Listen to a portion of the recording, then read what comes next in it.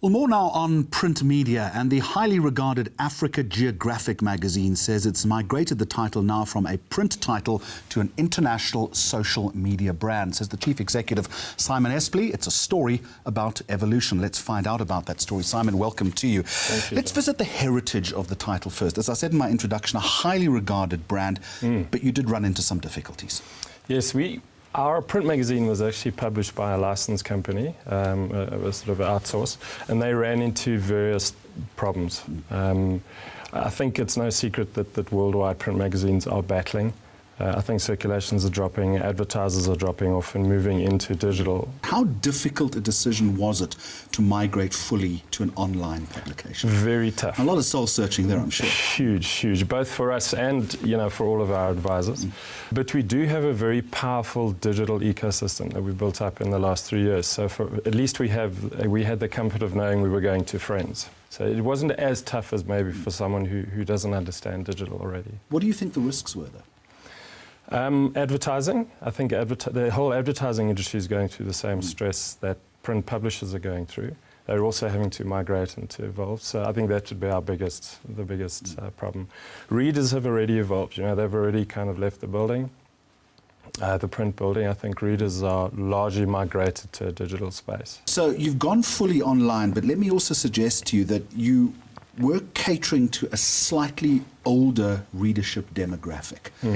You can correct me if I'm wrong, but I'm assuming that 50 plus was possibly a target audience that you might have been chasing. Has that audience embraced this new online experiment that you've undertaken, or have you had to do a bit of work with them to say, still great content, but you've got to find us in a different space? No, without doubt, they have embraced it. I think silver surfing is a term that people use. We find a lot of our readers, the older generation, are still there, but the reader profile has changed enormously, and we're about 20 times the size now in digital of what we were in print, and growing.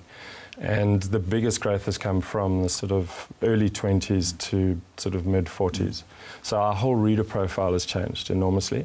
But the older reader hasn't left. They're still there. And they're as active as the younger reader, to be honest. I think they have more time. The one recollection I have of Africa Geographic in the pages were beautiful photographs. I mean, that was a hallmark of what you did. Can you still reproduce that with the same impact online as you could do between the pages? Certainly in our new magazine, yes. We launched our new magazine on the 4th of July. And the photos there are as good, if not better. I think photos on a screen pop more, they pop more. So we have access to the same photos that we had before, so we'll be aiming to achieve the same levels, if not more. And then, of course, you add video online as well, which is also good. Which is absolutely critical these days. Good luck with the venture. It is an enviable title. Thank you very much for joining us. Simon Espley with us from Africa Geographic. He is the chief executive. Thank you indeed.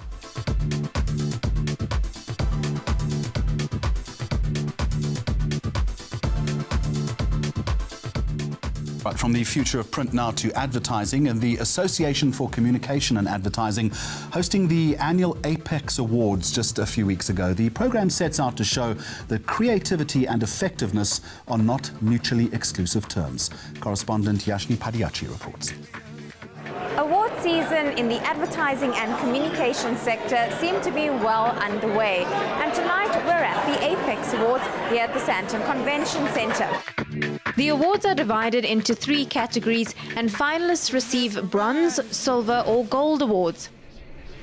A Grand Prix Apex Award is the most coveted title. That campaign would have to have stood a head and shoulders above the rest to demonstrate that it was indeed advertising and communications that made a significant contribution to business success, that it changed the landscape of the sector as we know it and really redefined the space for others to follow. Agency DDB South Africa took home the night's only Grand Prix for its work with First National Bank's Switch campaign, beating the beep out of Beep Bank. Not really, but I did with FNB. Will your bank give me free debit order and salary switching and uploading its beneficiaries? It introduced Steve to the world and has more than 220 radio activations. This is the bank's most successful campaign to date.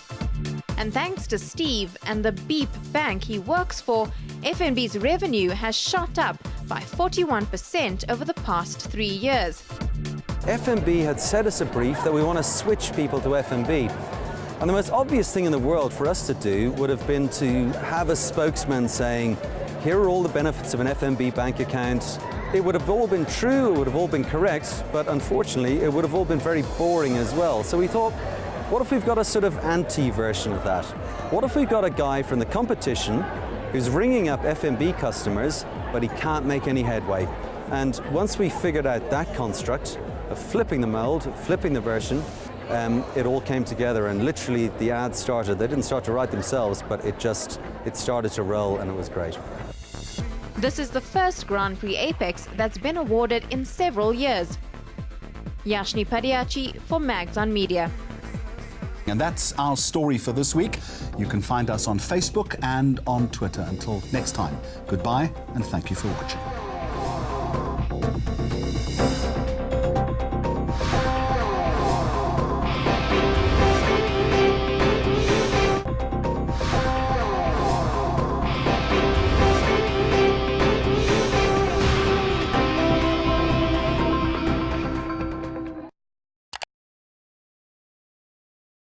News that moves. ENCA.com.